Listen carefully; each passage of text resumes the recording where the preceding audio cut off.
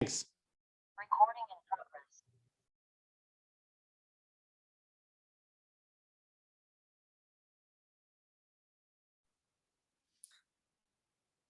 Thank you very much, Brady, and thank you for your very generous introduction. Am I okay? Am I coming through okay? Yeah. It's an honor to be with you again and to be with you and Anne and the Brady Institute, the Brady Institute, the Deaton Institute, and to support your work. And it gives me a great pleasure to be able to be here. And I applaud what you have both been able to do over these many years, even beyond your chancellorship at the university. So thank you very much for your invitation. And I've been looking at the program, seeing a really exciting program, lots of really interesting people, and a lot of people with a lot of great depth of experience, but also people with a lot of energy and with new ideas. I'm particularly intrigued by your panel of women that's coming up later, and a couple of the young women on that panel, Danielle Nuremberg and Jada McKenna, have been doing amazing work, and I commend that panel to the participants today. So to you, the participants, all those people who are here with the conference, I have several things that I'd like to talk with you about. And if that is okay with you, I want to start with congratulating you for your interest in participation. It's not easy to sit through 4 half days of conference, but you're here because you obviously have a commitment to these issues already, and you have an interest in these issues. And I hope that you will learn a lot from the different speakers and from the interactions that you'll have at this conference, and that will help you to enhance your own, not only your own understanding, but your own commitment to ending hunger issues in your community, in the country, and worldwide. The zero hunger goal is within reach. The goal of this conference is absolutely within reach. It's not going to be met by any one government or all governments. It hasn't been. It's not going to be met by any one individual or company, but it could be met, in fact, by all of us working together individually, working in communities, and working throughout the world to the objective of ending hunger. So a lot of people are going to talk about what that means, how many people are hungry and where they are, and what to do about it. I'd like to talk more about our individual passions and what any of us as individuals, how things that we might keep in top of mind as we're working in this area. And I want to share this with everybody, not just those who already have decided their career is going to be ending hunger, but everybody's here because they want to do something about this issue. And so this is addressed really to everybody who wants to do something somewhere during this precious life that they have on Earth. My own interest started as a student, a high school student actually, and I was going to a conference that was set up for students interested in government and politics. Wasn't my interest necessarily. My dad was in politics and government, but I was going to be a music teacher, and I was going to play my clarinet and teach music to high schools and grade school students. But when I went to this conference, it opened my eyes to a whole different world. And I thought, government is where I'd like to be. I think one can be creative in government. I think there's a lot of opportunities in government, and I think government has a role to be able to provide assistance to those who really need assistance, to be able to reach out to people and provide services, whether it's education or social services or transportation or infrastructure or foreign affairs, that there's an important role for government. And I feel like there's a place where I can find my role in that context. So I switched careers, and by the time I was a senior in high school, I said, I want to go into government service. My dad had me read a lot of different philosophers, and one that really touched me was Edmund Burke, who was British philosopher.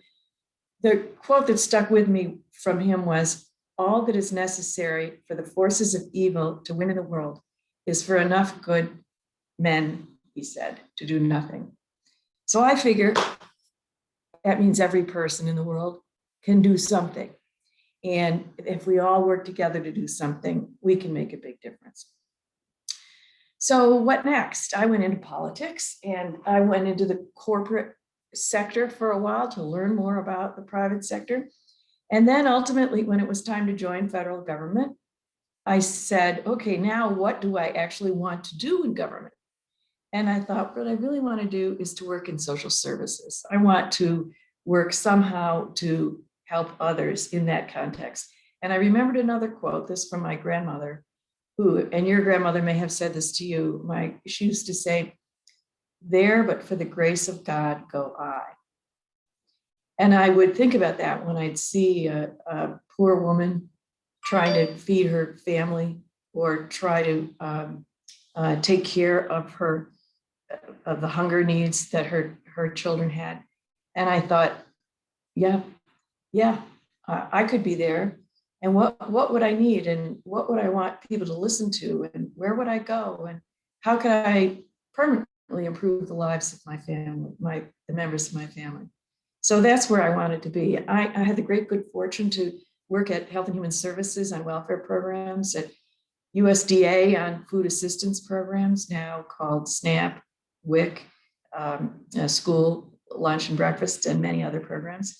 And then I was the first American actually to be appointed to lead the World Food Program, which, as Brady mentioned, I did for 10 years. And back at that time, I was only the third woman ever to run a UN agency. By now, I don't think they're counting anymore, fortunately. But I learned a lot of things from these experiences, and I want to put them in terms of 10 points for you to think about in the future and give some examples of why I think they're important. One is, in your career, whatever it is, and I may be talking to a person who's going to be an anti-hunger activist, or maybe a person who's going to be in a corporation or go into medicine or law, science, run a small business, doesn't matter. One, think outside the box. Don't just say, okay, this is the way it's always been. That's one of my worst favorite phrases. Well, we've always done it this way. Think about how it could be done and what the future really looks like. Now we have always, but certainly now more than ever, we have to think about what the future looks like in terms of the people who are in need and what we can do about it now so that less people will be in need, and in fact, so that we could reach zero hunger by 2030. We're not going to do that just by spreading out more assistance, but we can do it by more game-changing ideas. Back when I was at USDA, there was a game-changing idea, and that was electronic benefit transfer. Now, when you go to the grocery store now, you use a debit card. You probably do that more than you use cash, right? But when I was at USDA, that wasn't the case. So I know this sounds kind of like, my grandmother saying, well, we only had one phone line and we had to share it with several others. Yeah, that's what it was. The EBT, using a card at the grocery store, was almost not done. There were a few really big progressive grocery stores that used it, but almost nobody else did. But there have been several experiments about using this for food stamps, because back then SNAP was called food stamps. And for those who are not Americans, this is a program to allow people who have certain lower income levels to go to the grocery store and be able to purchase food. You used to get a coupon to purchase the food, and then you'd pay the coupon out like cash. But we wanted to get rid of that system and use EBT, but there weren't enough EBTs. And these three experiments in 3 different cities showed that it could work. So all sorts of the naysayers, oh, we've never done it that way. Oh, only the really big, fancy grocery stores have this system to be able to do it. Oh, we'll never be able to do this in the inner city. Oh, we can't do this at farmers markets. I mean, there were 1,000 reasons why this was a bad idea. But right now, that this is ubiquitous. But at the time, it was a big push for us to do. And by the way, we made it cost effective from the administrative perspective. Why? Because they didn't have to print food stamps, have food stamps go through the whole system, destroy them, start over again. And also because we combined both the food stamp program and the cash assistance program, which is why the system is set up right now so that when you go to the store and they say, would you like any cash back? And you can get cash back. But it started because that was a combination of the food stamp program and the welfare cash program. And that's why the cash was available. The system was created so cash was available as well. So think outside the box. 2, connect the dots. Think through, are we giving the same kind of direction as what we really want to have done? And my example here is with the Women, Infants, and Children program, where we give food to women, again, under a certain income level. We give food to women who are pregnant, to women who are breastfeeding, and to women for their infants and young toddlers. Well, at the time, and now, of course, the government was also promoting that the best thing to do is to breastfeed your child when your child is first born. So, fine. But I walked through a WIC process one day, pretending I was a WIC recipient to see how it works. And they said, oh, here's all the infant formula that you'll have. And I said, well, no, I'm breastfeeding. Oh, well, I said, what do I get if I'm breastfeeding? Oh, nothing. So I thought, wait a minute, what's wrong with this package? On one hand, we're telling this program, on one hand, we're telling people that they should breastfeed their children. On the other hand, we're giving them free formula. So does that make sense? Well, we didn't stop the formula. Some people have to use it, but we want to promote breastfeeding. So we created a breastfeeding package. I asked my colleagues, do we have to ask Congress to approve this? They said, no, you have the authority, create a new package. So it still exists today. A WIC mother can get a special food package to support her when she's breastfeeding her children. So connect the dots, make sure the messaging and the work is actually the same. Number 3, persuade by understanding what other people's needs are. If you want to sell something, if I'm going to try to sell this pair of glasses to someone, these are great glasses. Look at these great dark rims and look at these nice shapes. Wouldn't they be great? I think they'd be wonderful. Well, maybe the person doesn't want to admit they need glasses. Maybe they want to have something else. Maybe they want to have big fancy glasses. Maybe they want to have contact lenses. You need to find out what they need before you can sell what you have. This is also what we did with the Women, Infants, and Children program, because we found out through research that for every $1 spent on WIC, $3 were saved on Medicaid costs, because children of WIC mothers were born heavier, they were carried longer, they were healthier essentially, so they needed less time in the hospital. So that's what we used to convince Congress to expand the WIC program to all states. Not the WIC program is wonderful and it's nutritious and all of that. True, we promoted that, but then we said it will save money, and that is ultimately what convinced them. Number 4, do the right thing, even when it's difficult. When I was at the World Food Program, we found out that North Korea was not just at the brink of starvation, people were starving. Hundreds of thousands of people actually starved to death in North Korea. And once we found this out, we decided we had to do something. I remember going to a press conference in Beijing, China, after my first visit to North Korea in 1997. And many reporters were there, and I said, we must give more assistance to North Korea. And I explained why. And when reporters said things like, well, why? They have a terrible government. Well, why? They're not a democracy. Well, why should we help them? I thought, this is high risk, high gain, right? Because people, including my own government, could say, yes, right, we don't want to help the North Koreans. But they didn't. They said, no, she's right. We need to help hungry people in North Korea and elsewhere. And this led to a position that the Secretary General Kofi Annan took in the UN, which said, if we're giving people developmental assistance in peaceful countries and they have very bad policies that are very discriminating, then the Declaration of Human Rights has to stand. But it's just clearly a question of life or death. Then we don't pay attention to the government as much as what we pay attention to the children. Ronald Reagan, former president of the United States, once said, "A hungry child knows no politics." And that's the way we ran on that. But we did the right thing. We did it also in Afghanistan when we cut out some of the programming because the Taliban was cutting women and girls out of all programming. So we took a decision there too that was difficult. Number 5, in your careers, go where you need to go. Do what you really feel like you need to do. Don't feel like you have to follow the crowd. If everybody graduating from your school next year in your class is going to stay in town or going to a certain location, a certain city, it doesn't mean you have to go there too. You don't have to follow everybody all the time. Make your own path, decide where you need to be, where in your heart you need to be and where you need to go. When I was in Washington, D.C., when I was 25 and working in politics and deciding I needed to do something else, all of my friends were staying in D.C. And as much as Washington, D.C. as a government major was interesting to me, I did not want to do it at that time. I wanted to go into the private sector and learn something totally different before I returned to D.C.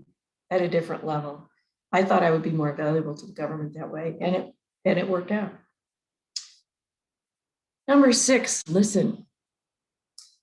If this is true, whether you're listening to a customer or listening to someone who you are seeking to help, but I'll give you a couple of examples. I went to visit a community in Angola one time where the property had recently been demined after the war in Angola. And we met with a group of women who were all complaining that they didn't have hose to be able to go back to do their gardening, hose for the garden. That I said, well, what's wrong with those hose over there? Because over against the fence, there were a lot of hose. Now, I don't know about what a hoe, H-O-E, means in your household. But what it meant in mine looked like the hose that were there. And clearly what it meant from WFP's perspective and the NGOs that were helping him were these long poles, wooden poles that were attached at a 90-degree angle to a rectangular spade. And that was a hoe. You kind of bend over and use the hoe. But I said, what's wrong with those? And the women said, those are male hoes. Well, this was the first I learned, and my WFP colleagues learned that there was a gender differentiation in rural Angola on hoes. So they showed us a woman's hoe, and it was a much shorter handle. Then it met a pointed spade at an almost 45-degree angle. In order to use it, you had to squat in the fields, and it dug further into the ground, but you couldn't stand up and use it because it was too short. Why did the women prefer these hoes? Because they had babies on their backs while they were working, infants on their backs, and it was less back-breaking to squat than to bend over. We didn't listen. We sent the wrong thing. Another story in this area is when I was at the Bill and Melinda Gates Foundation, we visited a Canadian NGO that was doing work on rural radio. And we visited them in Ghana, where they had surveyed the community to find out what the community wanted to grow that it didn't grow already, to provide not only a cash crop, but a more nutritious crop. And the community said they'd like to grow tomatoes. So there were programs put on the radio. They were going to go on once a week about what to do with your tomatoes, all the way from planting through seedling to ultimately the harvest of the tomatoes. So interesting for this was that they then had to do a survey of when people listened to the radio. And imagine this in your own household with the television set. The question was, if the wife and the husband listen to the radio at the same time, who controls the knob? Very important question, because the women were the ones that were going to be planting the tomatoes and growing the tomatoes. They had to be able to listen to this program, or it was all a waste. Connected to this is the number 7, be a good communicator. Learn in school how to write well. It's very important. And no offense to professors, but I'm not talking about writing big long-term papers, but short, concise issue papers to really convince somebody of something. And if you don't have these in some of your courses, ask in the relevant classes whether or not you can practice doing some of these for your classes. Very useful, very important. Important to take a speech class as well. Number 8, teamwork. We all have to work on teams. Even though we all go off and do our different jobs and our different careers, we end up working on teams. Almost nothing is done all by ourselves. And this is really critically important. But what's even more important is to be sure to build diverse teams. Build teams that are diverse in terms of ethnic background, racial background, religious background, but also intellectual background. You know, at the university, the more conservative students sometimes used to come to me to talk, because they were even afraid sometimes to open their mouths to espouse more conservative views than everyone else. So I say diversity in thought, diversity in experience is really important to have at the table when one is making decisions about where to go and how to go and what to do. And I find that when you work in humanitarian platforms, ideology isn't the issue. It's practicality. How do we get this done? And then the diversity is still very, very important. So I read something recently where Mike Mullen, the former head of the Joint Chiefs of Staff in the US, said, ducks hire ducks.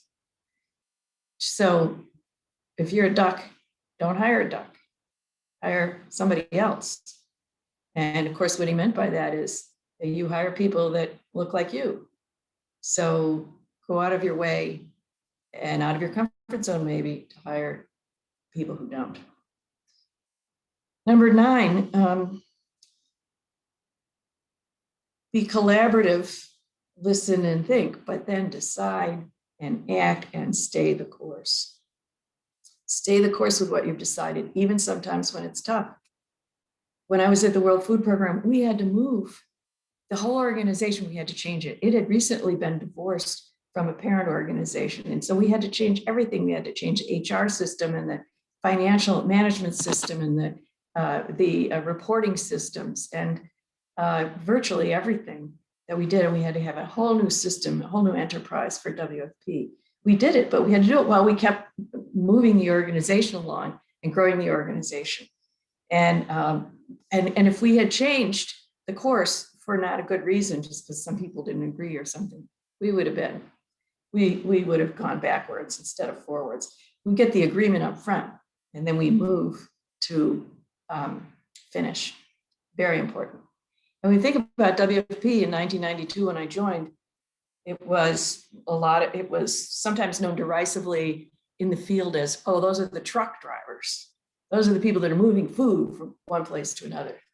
But you know what? We took that truck driver expertise, that logistics expertise, that expertise in trains and in shipping and in airplanes and helicopters, and trucks, and it became a logistics juggernaut. Then it became a innovative excellence in innovation in technology.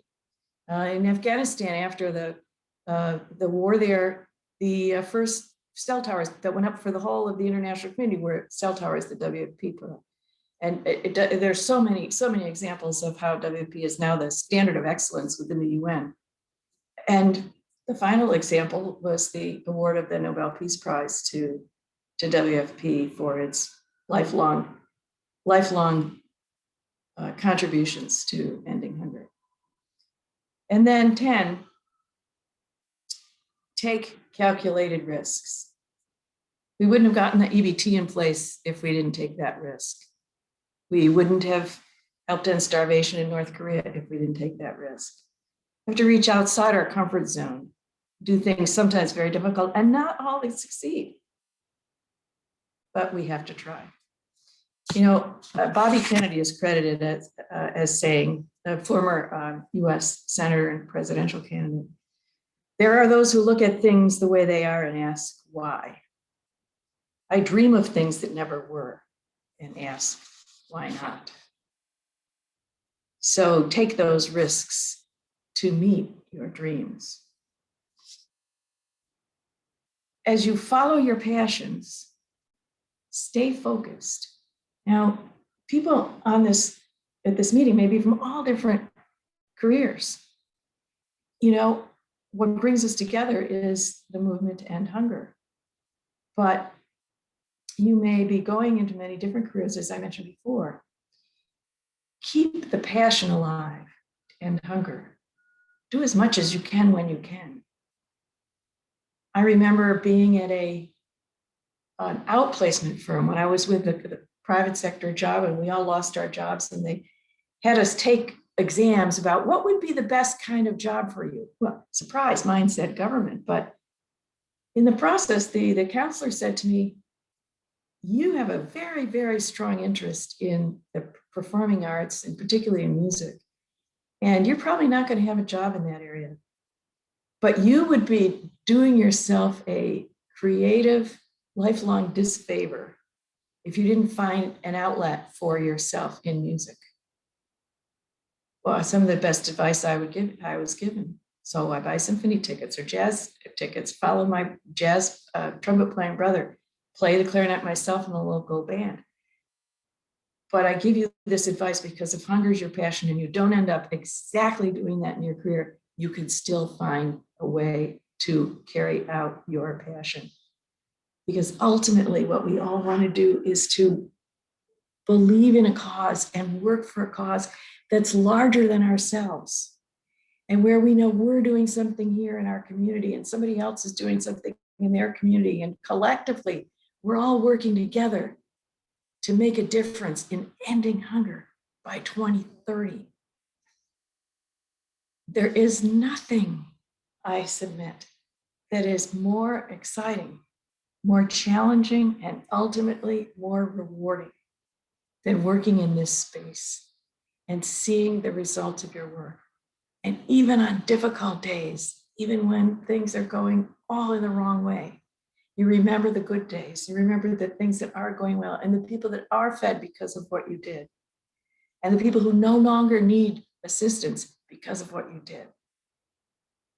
So I challenge you to find in your careers the passion that's bigger than you, that's bigger than any of us, that you can work on. I hope that is to end hunger. And by the time you look back at your working life after many decades in your working life, that you can be able to look at small or large things, programs, groups of people that are better off today, at that day, than they were before you started. Good luck to you. Thank you.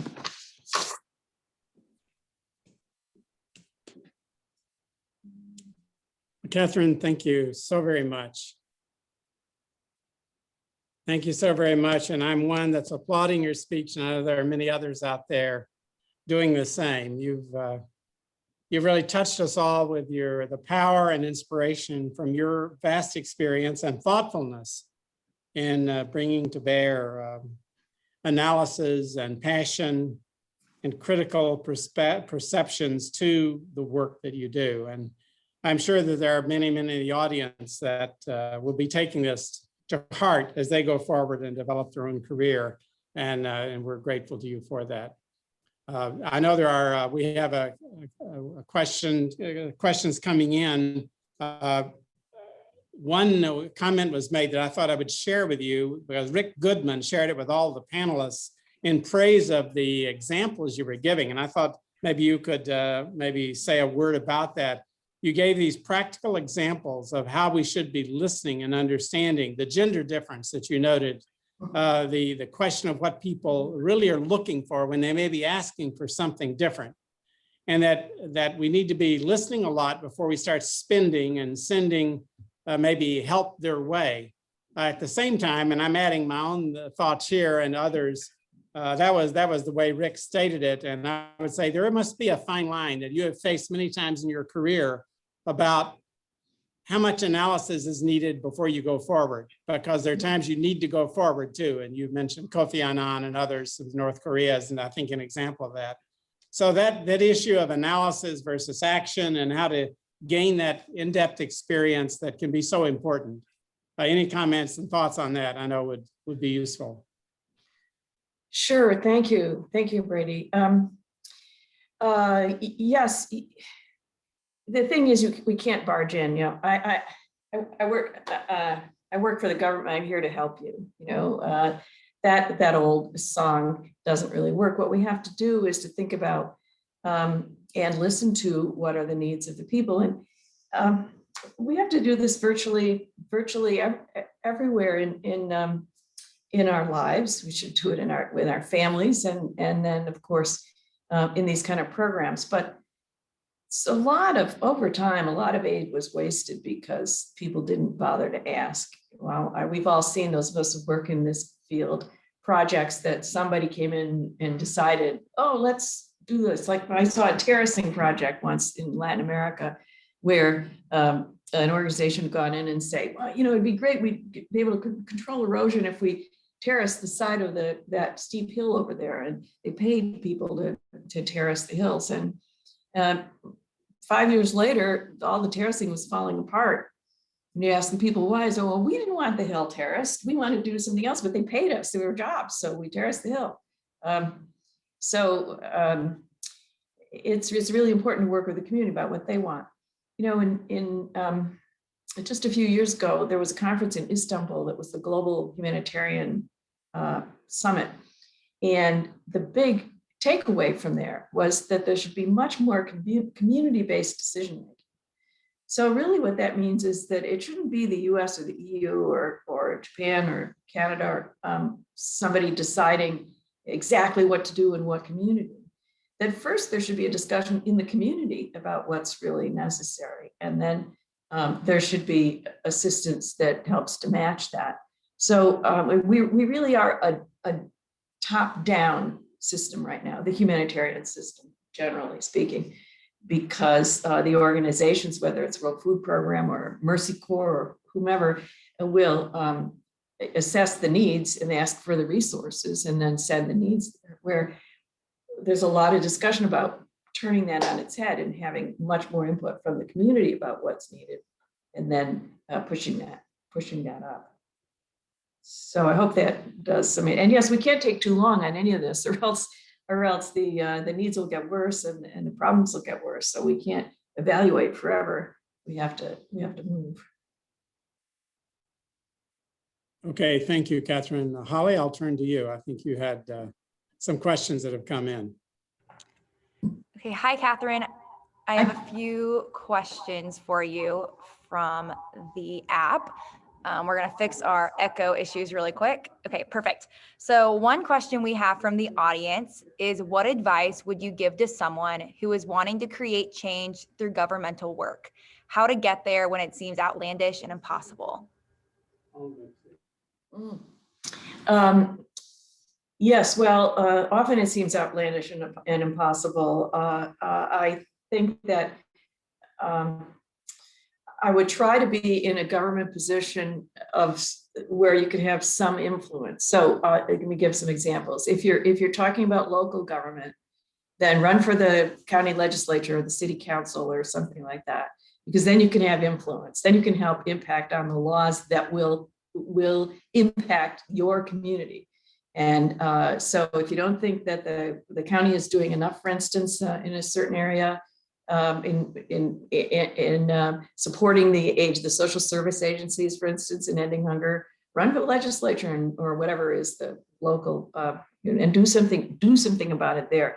That's going to be, and if you can't do that, of course, you try to influence the decision makers, but that's really the best way to do it if there's any possible do it. Now, not everybody can run for Congress, for instance. That's a much more complicated effort. So if one was going to join government and be part of the civil service, from my own experience, you should try to go in as high enough level as you can.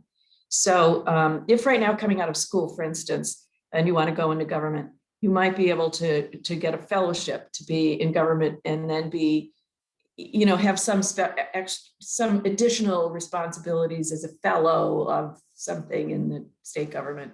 And it'll be usually those kind of programs, you can learn a lot of extra. You aren't just cubbyholed or pigeonholed. You learn more things, and so those might be very important, because then you could take that outside in the private sector and then come back later. What I did was wait to go into government until I was 37 years old. Now, maybe I could have gone when I was 33 or 35, but I wanted to have another experience first, because I didn't want to go into government only at the most junior level and only know government. That was my choice. Others might go in and become an expert.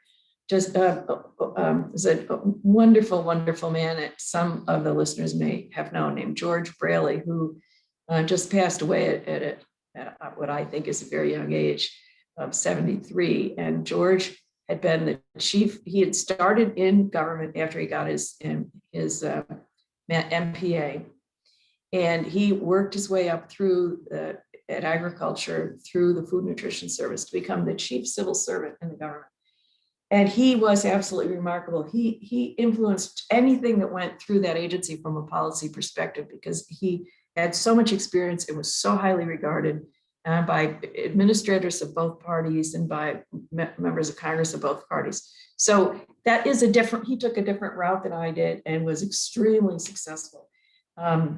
So I'm not sure how well I've answered the question. There's so many different ways to get into government, but ultimately to get into a place where you can be influential is the key. If you're not at an influential level and you're just going to bang your head against the door all the time, then either think about a faster way to move up or move out for a while and then come back. Great. Okay, we have a few more questions. Everyone, as you have questions, please put them into Whova. We will make sure that Catherine has a chance to answer them. One question from Diane Stadler, actually one of our panelists for a Thursday session. She's asking, what is one program or goal that has not yet been accomplished that you think is a critical next step? Well, you mean aside from ending hunger and by 2030, there's that. I think I'm going to give you a couple. One is about nutrition.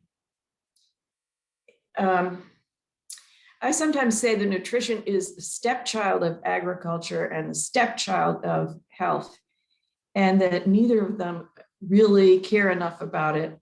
But that if you start messing around with nutrition, the other one will say, oh, no, it's part of my turf too. So it's like two warring parents, agriculture and health, over this child they don't really care about anyway.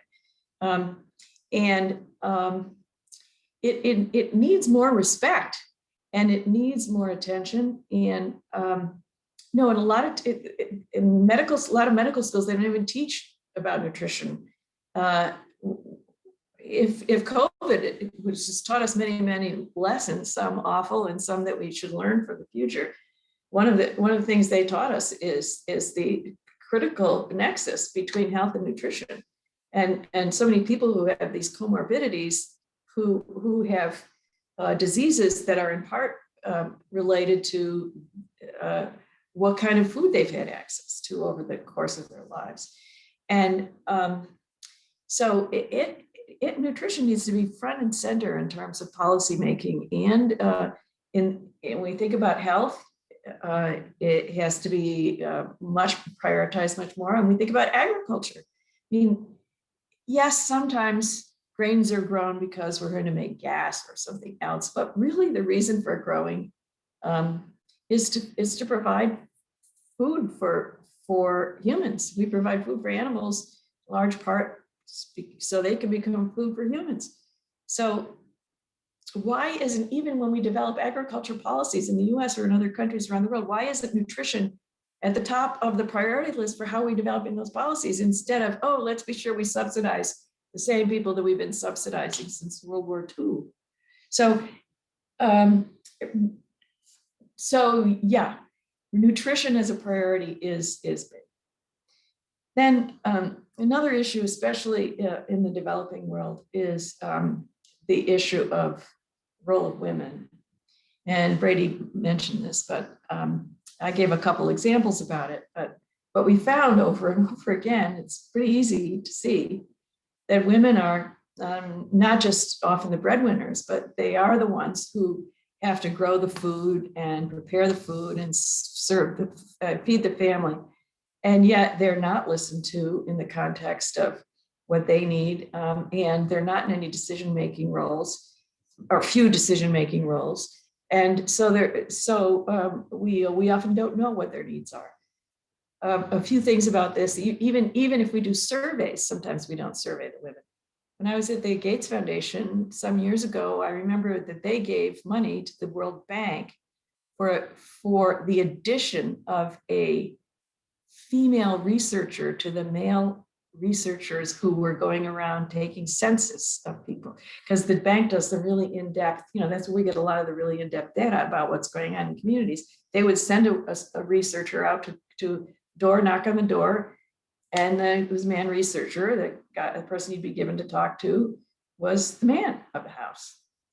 And you're going to get different answers from the man than from the woman. And so the Gates paid the bank so they would have male, female research teams so they could talk to both principals in the household. It makes a huge difference. A lot of times when we do just general work, we don't even disaggregate the data between what the men said and what the women said. So we don't know the difference. I'm not just talking about those, just in general, or we don't disaggregate that between how many men we fed and how many women we fed, or what were the ages. And these are all very critically important issues. I can tell another story at the Gates Foundation, which I would never have told publicly, except that Melinda Gates wrote about it in her book about women's empowerment called A Moment of Lift, which she published 2 years ago. And she tells stories about how she learned about women's empowerment. In each of her chapters, she uses examples of what she learned from different women. Most of the women she learned from were women who were in Africa or Latin or Asia, or wherever she went, and what they taught her. So there's a chapter about family planning. There's a chapter about education. There's a chapter about health. There's a chapter about agriculture. And she talks about something she learned from a woman in Africa. And then she tells a story about a meeting that she and Bill had with some staff in Seattle. And Raj Shah introduced Catherine Bertini as a person here to talk about gender. And Bill, according to her, this is true, but she wrote in the book, took off on this issue, gender. We don't need to talk about gender. We just need to talk about effectiveness. And she said, Bill can be intimidating sometimes, but Catherine was up for the discussion, and she pushed back at him and said how important women were and how important they were if we really were going to be effective. And she even said, next time you go to Africa, when you're driving through a rural community, look in the fields and see who's working in the fields, and you see they're mostly women. But when you go to a meeting, the people who show up to meet with you are mostly men, because that's their job. And you're not going to hear about from the workers because they're working and they're women. So it's in her book. So there's just, well, we could go on forever about the roles of women, the importance of the roles of women, the importance of listening to women. And I'll tell you, at WFP, when I first joined WFP, I looked at the statistics that the UN keeps about what percentage of the international staff members were women and what percentage were men. And the percentage at WFP of women was 17% female.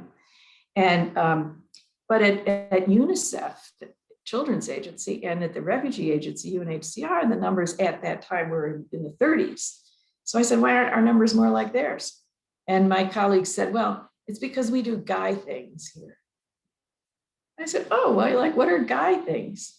And they said, well, trucks and trains and planes and ships and, women don't do those things. I said, I think we'll find women to do those things. I think we can. And we did. We found lots of women. The percentage was 39% by the time I left. And of course, it's higher now. And one of the first women logisticians that was hired was a woman from Senegal. And she's now the Director General of FIFA, the World Football organization. So she's using her logistics chops in a big way in that job. I could go on forever, but maybe I should stop on this point. Okay, I have another question from one of our panelists, Willie Myers, and he wants to know, how has the COVID pandemic changed what is needed now? Well, COVID has really laid bare so many weaknesses in the system. And I think one of the first ones is this issue that I mentioned before, that some of the people who are most at risk, according to the various reports that any of us have read, for dying of COVID have been people who have these comorbidities, many of which are non-communicable diseases, which is to say diabetes or heart disease or breathing-related diseases. And some of those are caused by not having the right kind of food from the very beginning. And this is not just people in poor communities, although they have been hit by very hard. But I don't think we do a very good job in many places around the world describing what are good things to eat to middle-class kids, and so that they understand about the importance of fruits and vegetables in their diet, for instance. And so, which gives me back round circle to the nutrition issues. I think that's a big learning from COVID, or I hope it's a learning, but it certainly I think would be a big finding from COVID. Second, we've learned how resilient or not our food distribution systems are. At the very beginning, certainly in the United States, people were scrambling big time to be able to connect farmers and markets in a different way, right? So milk, for instance, that was going to school lunches and to restaurants was all of a sudden being dumped by farmers because they didn't have a place to go. Well, after a while, it was figured out those kids still need the milk, but we need a different way to distribute the milk because the schools are closed and we can't go through the schools. It took a while to figure out. But hopefully we've learned that we should be much more nimble on these things in the future. It could be some other disaster, not necessarily this one, that we'd be able to rejuggle the way in which we have handled food distribution. And that's certainly also true. I think another thing from an agriculture perspective, or I'm hoping anyway, is that more direct farmer to market programs that we've seen in different places that are hopefully useful as well. And I know in my own community of Cortland County, which is a small county in upstate New York, there is a very robust hunger coalition that includes all different local community groups, hospital, medical groups, farmers, and food banks. Just everybody who should be at the table is at the table, with one exception, the people who are receiving the food. So it shows me that even in our county, we have to find ways to listen to those who are cut off from food and be able to hear what they really need. Some of the most creative programs I've seen are programs that high schools and colleges are putting together. In the high school in my community, there's a girl that runs, she calls the Purple Pantry because purple is the school color. And she for her Girl Scout gold medal badge, she created this Purple Pantry, but she talked to the kids about what do they need. And for instance, she puts in packets for chocolate milk in there because, the mothers would never ask for that, but the kids would love it. So they feel like they're bringing something home besides canned goods and bringing to their moms. But another thing she told me was they have to ask families do you have a can opener at home? Wow. I see it. I wouldn't have thought of that, but if you don't ask, tell me to send home cans of Campbell's soup that aren't self-opening and they're no good. So it's another example of listening. That was a rambling answer, but I hope I got to some of the question. No, that was great. We have a question from one of our Deaton scholars, Joseph, and he asks, how did you switch from private sector to working with a big organization ending hunger in the world? What were your steps in succeeding in that new career challenge, working with communities? Thanks for that. In my case, it was politics. This doesn't work for everybody, but this is what worked for me. You know, when I decided I wanted to go into government in high school, I went to college at the University of Albany. It's part of the State University of New York system. And by the way, do you know that most World Food Prize laureates either went to or taught at land grant or state university or American State University. And those include people who aren't Americans. Anyway, went to the state university because it was in the capital. So I could work in my state senator's office and work for the state during the summer. So I did that, but then I knew I wanted to do something else, but I couldn't define it. So next easiest, so I went from government, I was working in the governor's office in politics full-time.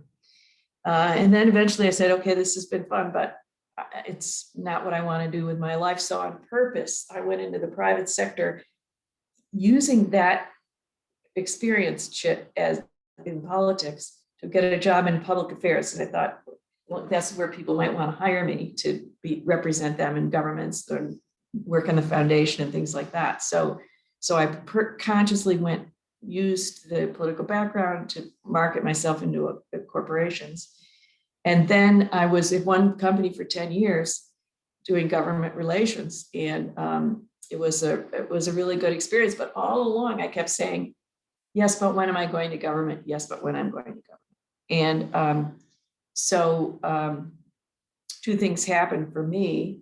I had a fellowship at the Kennedy School of Government at Harvard that was a semester long, that was billed as, they took people like that just lost an election or had been governor of somewhere and now they were in between jobs.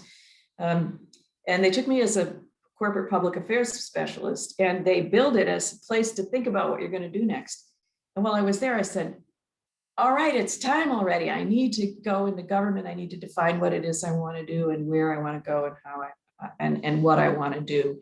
So that is where I defined, I want to go into social services. I want to do something to help people who are to make programs work better, systems work better. And then I started looking for a job in the federal government. I wanted a job in line management. In other words, I didn't want to do like communications or the equivalent of government relations. I wanted to really do management, and I wanted to be in social services. So it could have been at Health and Human Services or agriculture or labor, but the first opportunity I had was at Health and Human Services. But again, as a political appointee. Right? So if you're a political, and then when George H.W. Bush was elected president, he nominated me to be Assistant Secretary of Agriculture, which is how I got into the food. That was my next job into the food program. So it was political. So if you're going to go the political route, you have to have some political background, some work for people in the party that you care about, and then you have to have some background in either management or in the issues you care about, one or the other, it seems, in order to use that. But then your party has to be in the right place at the right time. I mean, because if they're not, you're going to lose out in opportunities. So the political route is iffy, but for me, it was terrific. The other way to do it, of course, is to say, I really want to go work on food assistance programs. I really want to go work at USDA or at my local county social services where they manage the SNAP program, or the state where they do it, or something like that. Because although it's federal government policy and substantively the substance is federally funded and half of the admin is federally funding. It's managed by the states, those programs. Great. I have one more question. So anyone listening, if you have any questions for Catherine, please be sure to submit those within Whova and we will get those to her. We have just a few more minutes of her time today.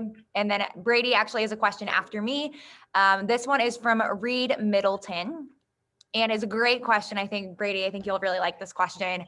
As universities develop and or adjust programs for undergraduates to get involved in food security work, what do you see as one or two of the most important items to include in curriculum or programming?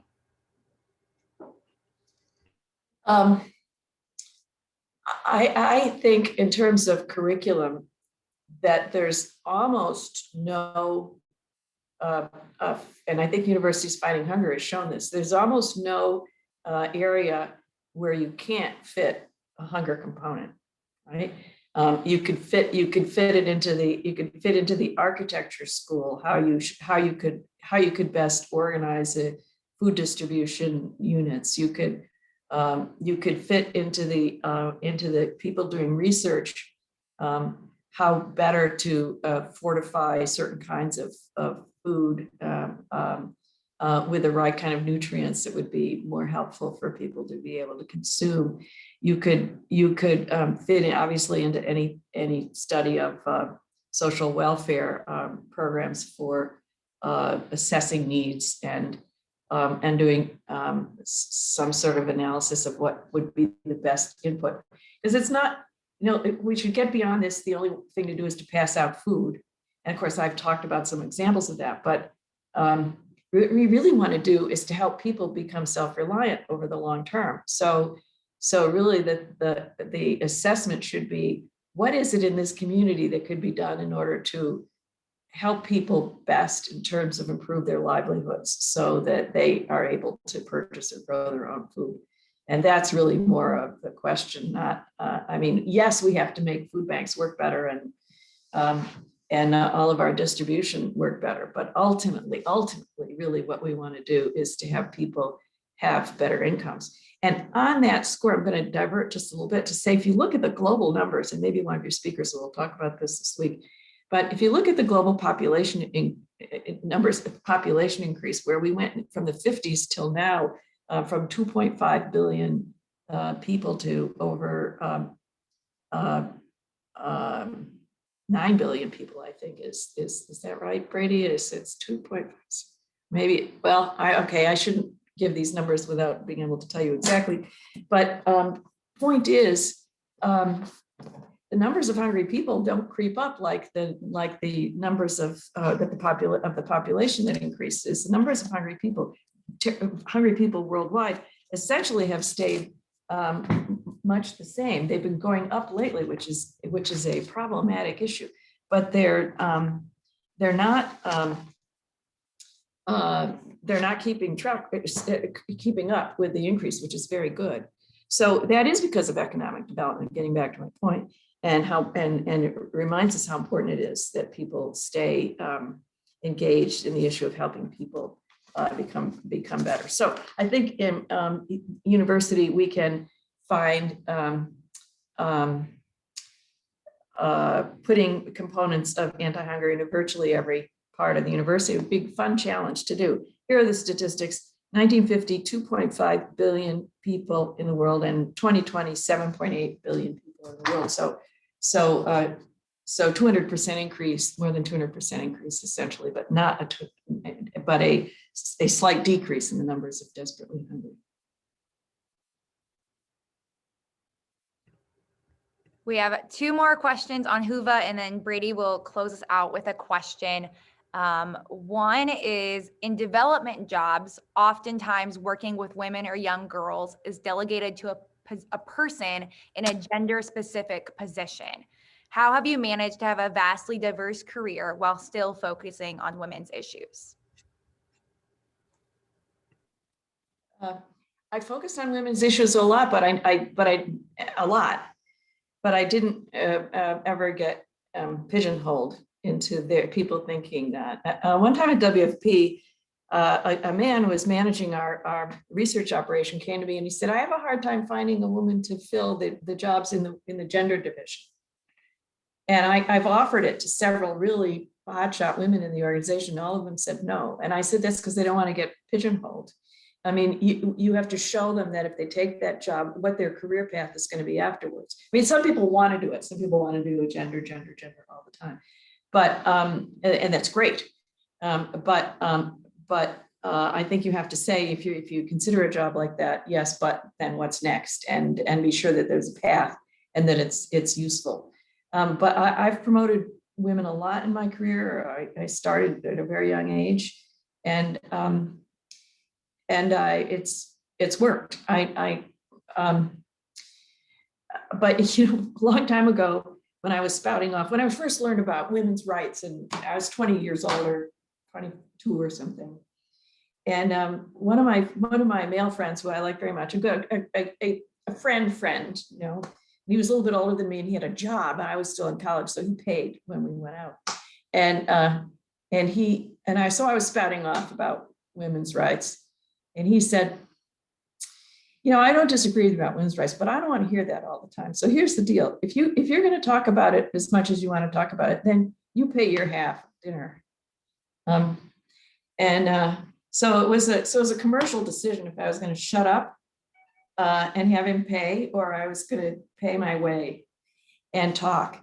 And that kind of was a kind of an interesting example for me for the rest of my life, I think, because I had to get to the position. I had to get to the point where I could pay my own way, so I could say what I felt like saying. And I wish everybody can get to that point. Okay, and then this question is from Maria Lamba, and she asks, what advice would you give to somebody coming from a country with a weak government in order to help solve the hunger and nutrition issue? A weak government, it has problems and opportunities. Problems being, if you need things from the government, you can't get them, or they might not want to do something just because they know they can't. But the opportunity is you could help potentially create programs and find partners in the international community to help you support those programs and show the government. Remember the example I showed about, you know, wanting to sell the glasses? Show the government how this is in their best interest for you to create a feeding program in community X, and get the support from the international community, and then be able to really do great things. So I know that's a simplistic answer, but consider it an opportunity, is I guess my point, and don't rely on them too much, but don't ignore them, because then they could get in the way. And I have one final question for you from me, and then we'll turn it over to Dr. Deaton for a question. So most everyone in attendance knows that the World Food Program received the Nobel Peace Prize for 2020 for its efforts to combat hunger, for its contribution to bettering conditions for peace and conflict-affected areas, and for acting as a driving force in efforts to prevent the use of hunger as a weapon of war and conflict. What is the one most significant, I guess, attribute, accomplishment that happened at WFP that you think contributed to that recognition? By the way, one of my WFP colleagues called this like a lifetime achievement award for WFP. The most, you know, I was honored with the World Food Prize after my time at WFP for having transformed WFP. So I have to say that was very significant in terms of building the organization that it has flourished and has become. Because, as I said, we had to redo every system within the organization, and no small matter, and we were able to do it, and we would be rewarded even for that way back by the prize people, so that WFP really can operate on all cylinders and do so in a way that it impressed the Nobel Committee. so much that it gave them the Nobel Peace Prize, which is the crowning achievement for every person that works at WFP and who has ever worked at WFP. Thank you for asking. And I will turn it over to Brady.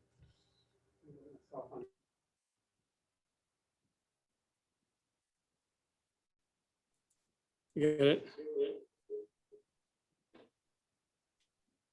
Catherine, questions have just kept coming in. So we will conclude though with this, this last question. Rick Goodman asked, in many countries, we think of giving food to help the poor there, but shouldn't we focus more even on growing food more efficiently? And some of that may be with genetically engineered crops. Yes, the answer is yes. I remember seeing the president of Uganda when I was at WFP. By the way, he's still president of Uganda, President Museveni. And he said to me, yeah, thanks for sending us food, but buy our food. That's what we really need you to do. Buy our food, support our economic development. And in fact, WFP, one of the things that we did was shift more and more to purchasing food in developing countries and to support local agriculture. And then there was a program WFP ran much more recently where it supported local farmers, smallholder farmers. It was called Purchase for Progress, where to help give them the skill set they needed to know how to sell to commercial producers or distributors, whether WFP or anyone else. So there's a lot of work that's trying to be done to help develop local markets, and that's critically important. And WFP it started as a surplus commodity distribution scheme, and then it moved into food purchases and not surplus, and then it moved to buying more local product, which it does now to the largest extent possible. And in fact, since most of its resources that are donated to WFP are now donated in cash, they use most of it to buy in the local marketplace. So also they partner with organizations like GAIN, the Global Alliance for Improved Nutrition, that helps in different countries in terms of the development of more nutritious crops, for instance. And they partner with many other organizations in terms of dealing with issues like packaging and warehousing and storage, and a lot of other issues that are relevant to being able to sell local products, grow and then sell local products and store them. So yes, absolutely yes. And it shouldn't be, this system should not be perceived to be totally a giveaway, but rather a system of trying to help and support local communities, even in ongoing programs like school feeding, because WFP or any NGO or any other organization, they can't be somewhere forever. So if you start school feeding, for instance, and you send in some food to start the school feeding, it might be good this year or 2 years from now, but it's not going to be good 10 years from now. So what do you do in order to build the capacity of the local community to grow the food and to be able to donate it or sell it to the school? So yes, the sustainability over the long term is just as important for communities and nations as it is for families. Catherine, thank you. You've been most generous with your time and the wonderful display of ideas. And you spoke from your heart about so many issues that are vital to another generation of development workers. So congratulations on all you've done. Thank you so much for being part of this program today. You've made a tremendous investment in the future. So we really appreciate it. And I applaud you for all that you've done. Thanks so much. Have a great day too. Thank you. You too. Bye.